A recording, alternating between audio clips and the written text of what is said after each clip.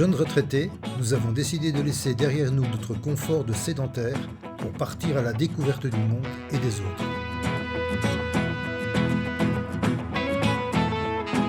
C'est à vélo que nous avons quitté Bordeaux en septembre 2020 et après avoir sillonné l'Italie, arrivés en Grèce à Athènes, nous avons troqué nos vélos contre des chaussures de marche.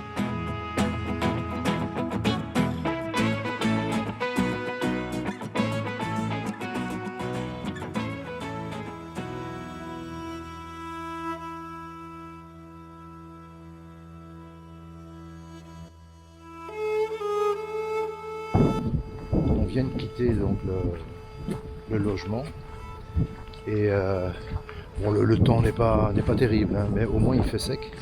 Mais voilà. C'est très doux. Il fait Très doux. Ah oui, il fait très doux. Et on va où là maintenant? On va voir la cité antique de Olympos. Olympos, voilà.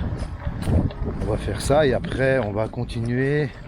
Aujourd'hui on va marcher sur une route, petite route, parce que Le temps est particulièrement mauvais. voilà, le chemin passe dans la montagne sur un col assez élevé.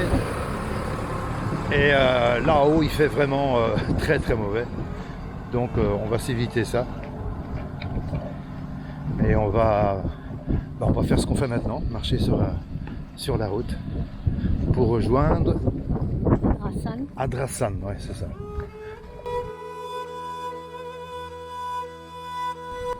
Alors hier on était à l'entrée des affaires, hein, le domaine d'Hadès, et aujourd'hui nous rejoignons je pense que c'est la résidence secondaire, hein, des dieux de l'Olympe, puisqu'on va à Olympos. Bon, on sait bien que le mont Olympe c'est en Grèce, mais ici l'Olympe ils en parlent beaucoup aussi. Ouais, oui, il paraîtrait que la première flamme olympique est partie de Yann Arthas. De Yann Arthas, voilà. ouais. Donc il doit forcément y avoir. Et puis les Grecs étaient ici. Ah bah oui, ça c'est leur domaine. C'est leur domaine, hein. Ok. Heureusement là, visiblement, ils prévoient quelques travaux de rénovation parce que c'est plus trop habitable leur truc là. Les dieux, ils ont un peu de travail devant eux, hein, s'ils veulent pouvoir venir s'installer cet été au beau jour.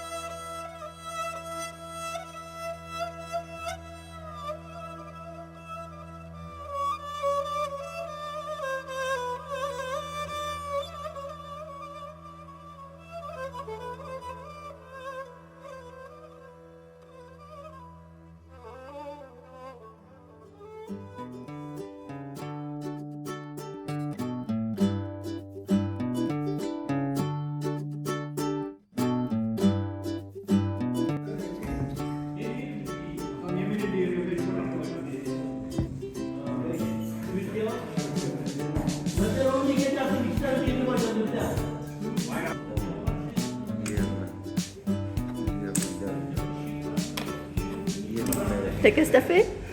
J'ai perdu au jeu, mais j'ai gagné un ami.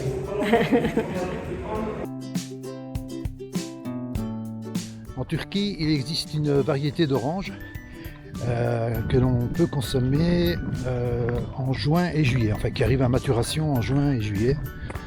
Et on a découvert ça. On s'y connaît pas spécialement en orange, donc on a découvert ça chez notre dernier hôte. Et donc il y avait deux types d'orangers, des oranges classiques, celles qu'on connaît, qui sont mûres en décembre, en janvier, en hiver, et puis celles qui sont mûres au début de l'été. Donc lui, ça lui permettait de faire des jus d'orange frais en plein été. Alors ça, c'est une orange d'hiver. Parce que les oranges d'été, elles sont encore jaunes, comme des citrons. Elles ne sont pas encore mûres. Celle-ci, elle est orange. 1 kilomètre à pied, ça use, ça use.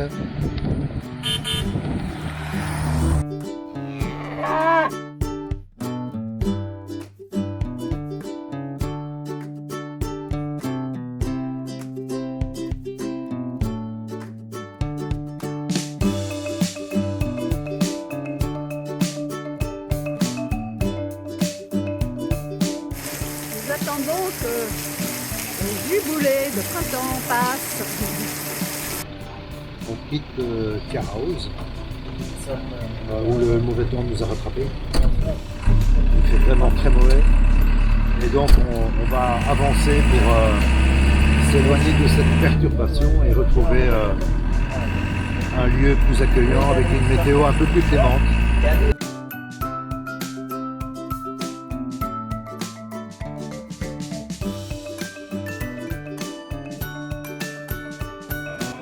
D'où il sort ce chat? Il est venu d'Istanbul, spécialement pour nous.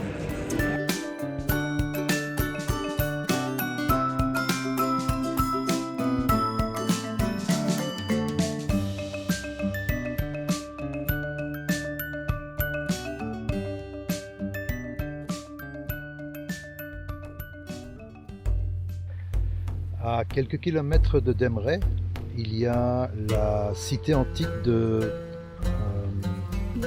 Myra. Oui. Bon. Ah, dis-nous en plus là. Hein. Tout ce que je sais, c'est qu'elle remonte au 5e siècle avant Jésus-Christ.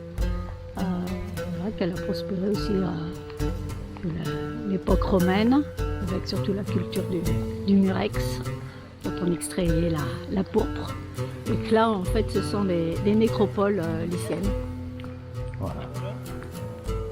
Avec un théâtre. Romain. Donc on va aller Un théâtre voir ça romain. un peu plus près. Allez, on y va.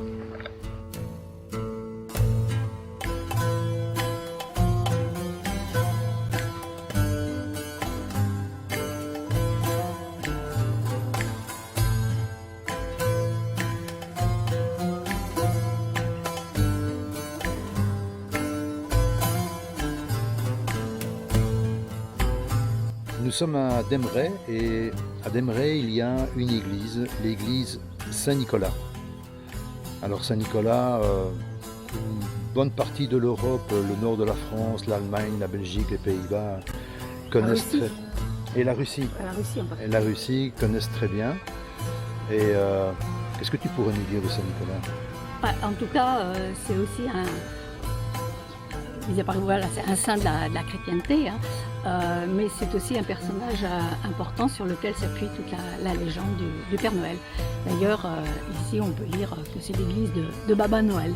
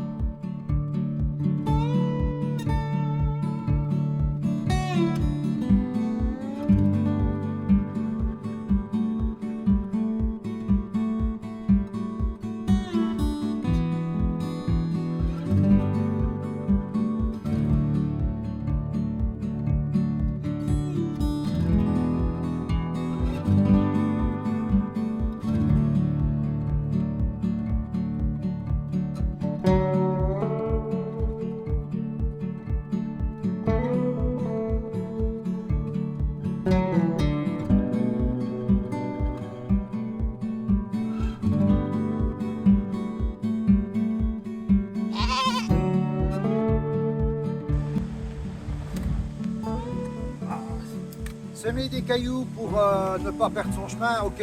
Mais les mettre au milieu du chemin, là, non, ça va pas, ça va pas. Ça va pas, ça va pas.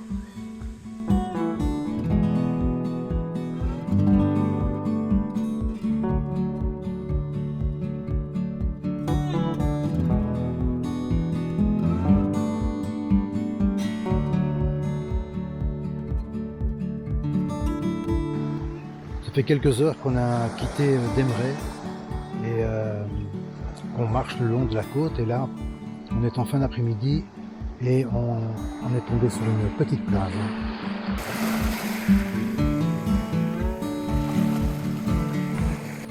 Mais on est en train de terminer les pâtes.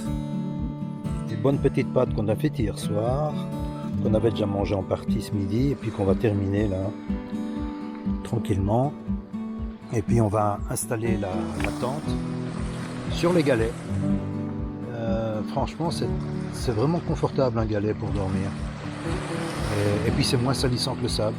Donc je pense qu'on va de nouveau passer une très belle nuit. Il n'y a pas de pluie prévue. Hein. Non. Donc, pour les 2-3 jours à venir, normalement, ça devrait se maintenir. Une goutte demain soir. À partir de 18h. On a peu de chance qu'elle tombe sur nous. Hein. Bah ouais, on va dire ça.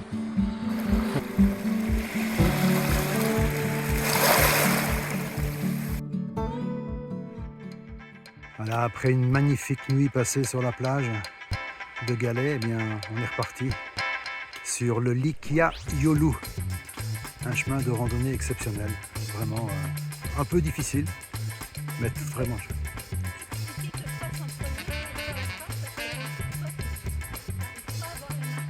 C'est ça, voilà, comme je suis un peu daltonien, j'arrive pas à voir les marques de couleurs. Et donc c'est Pascal qui est devant. Et puis... Chaque matin, il y a la petite montée de mise en jambe que tu aimes bien.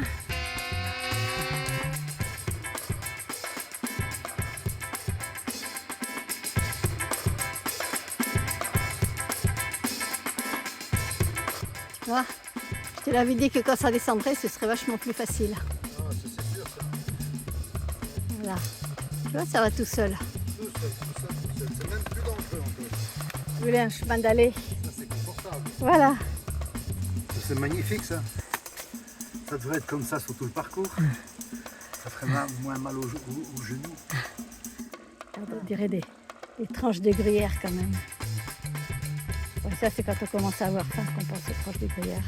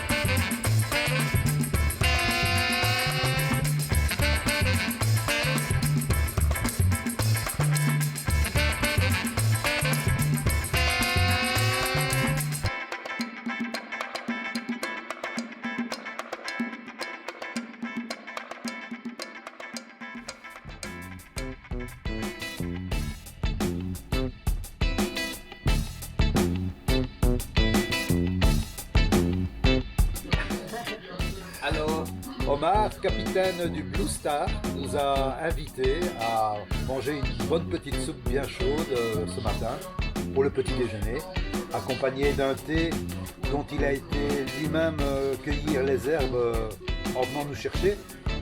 Voilà, notre tente est là-bas, tout au loin, sur le quai. On la voit peut-être pas d'ici, mais... Et donc on est venu avec sa petite embarcation son annexe jusqu'ici et on passe un très très bon moment avec lui. Voilà, c'est vraiment une chance de l'avoir rencontré et on passe un excellent moment sur son très très beau bateau.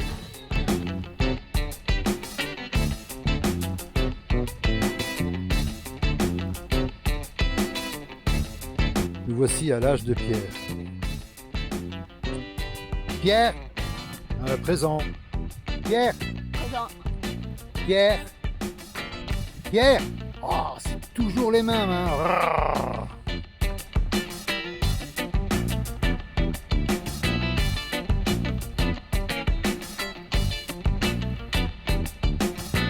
J'ai trouvé un endroit où manger à midi. Regarde, c'est mignon comme tout. C'est rigolo, hein?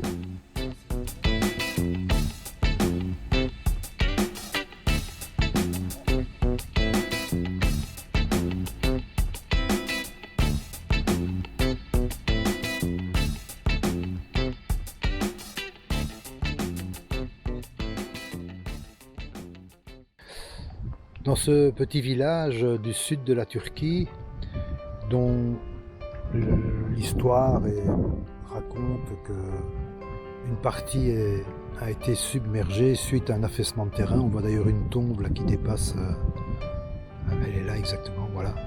Et bien dans ce village-là, en fait, tous les habitants, je dis bien tous les habitants, sont également des commerçants. Voilà ici le genre de commerce que l'on peut trouver. Donc il y a de la glace, de la crème glacée à l'entrée, des boissons fraîches, des vêtements, des petits bijoux, et puis 2-3 tables, et une charmante dame qui est en train de manger d'ailleurs, et qui nous a fait à manger tout à l'heure.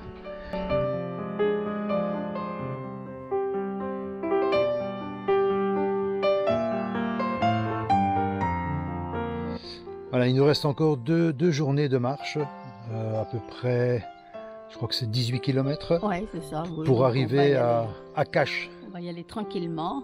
Et puis, arriver à Kaş, eh ben, on se mettra à l'abri parce qu'il y a une grosse tempête qui arrive, enfin des trompes d'eau, paraît-il. Donc, on va se mettre à l'abri. Et puis, on en profitera pour travailler sur la vidéo qu'il faut qu'on fasse pour l'ITEP. Ouais. On a le plaisir de vous présenter notre première tortue turque. Parce que rappelez-vous, en Albanie, on en avait vu beaucoup. Et bien voilà, un spécimen turc qui bouge pas beaucoup pour l'instant. Le Kangal est un chien de berger turc, un grand chien. Voilà. Et comme tous les chiens de berger, c'est un communicant, avant tout. Celui-là, il a l'air tout à fait paisible. Les autres sont un peu plus sur la défensive. Mais voilà, ce sont des grands chiens qui préviennent.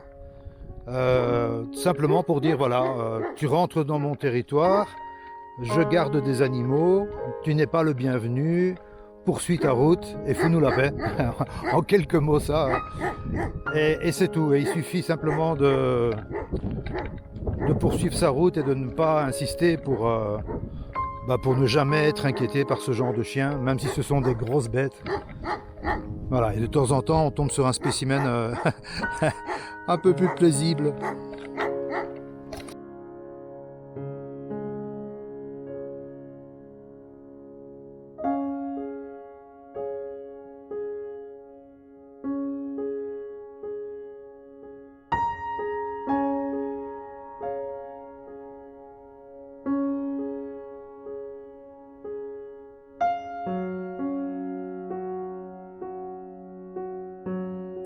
Il y a des animaux qui creusent des galeries dans la terre et il y en a d'autres qui creusent des galeries dans la roche. C'est dingue, hein?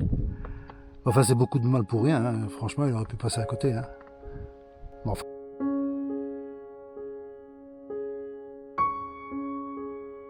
C'est très joli, on n'en a pas douté. Mais alors, c'est vraiment pas là qu'on pourra mettre la tente.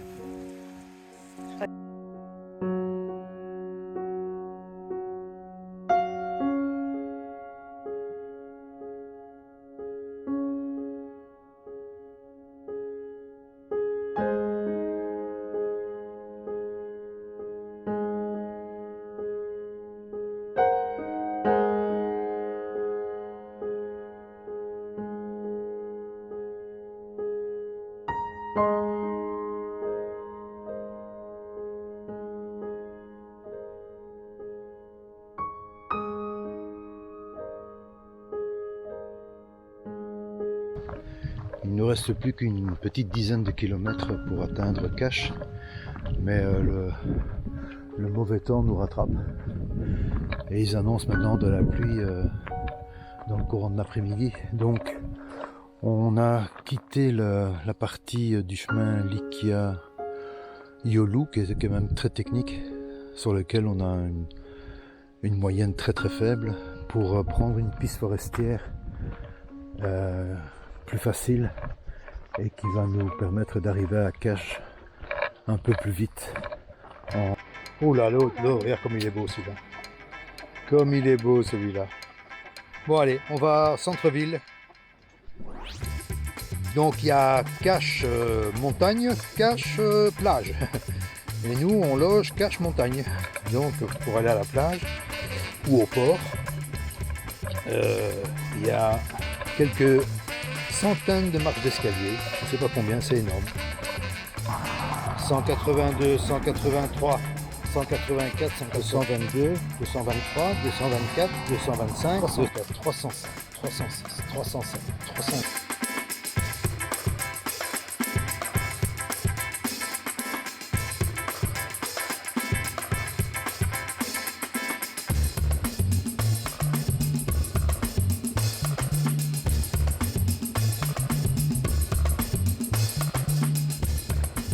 Ici, chaque bateau a son petit stand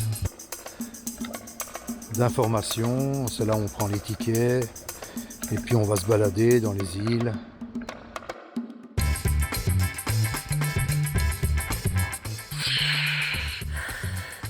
Nous sommes ici au large des côtes turques, à la recherche de la tortue. Une pieuvre. Ah oui, donc je disais au large des côtes turques où la tortue est fréquemment observée. C'est un lieu de prédilection pour cet animal. Et voilà, nous cherchons, et comme on dit souvent, qui cherche trouve, mais oui. Voilà la tortue turque, appelée également caretta. Ça c'est merveilleux. Notre plongée est vraiment un succès total. On n'a jamais été aussi proche de la Grèce, car figurez-vous que l'île qui est juste ici en face est grecque. Beaucoup d'établissements sont évidemment fermés en hiver, et on imagine ça à la bonne saison. Ça doit être assez animé, car il y a vraiment, les bars sont les uns derrière les autres, les restaurants, les clubs. Nous sommes arrivés au théâtre romain de Cache. Nous sommes sur scène, la représentation va bientôt commencer. Les tribunes sont en train de se remplir, il y a déjà 3 ou 4 spectateurs. Bon, on n'a pas vraiment répété, ce serait un peu d'improvisation. Tu te sens... Elle est prête, hein? Au moins, il n'y aura pas trop de spectateurs pour nous envoyer des tomates ou des...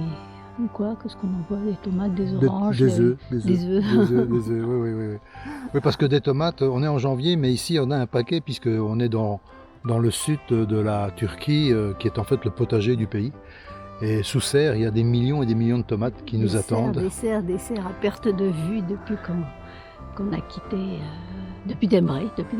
Voilà. Et il commence à pleuvoir. C'était prévu. Ah, il y a quelqu'un qui demande de l'aide là-bas. Un fumigène est lancé, c'est pour nous encourager peut-être. Qui sasse.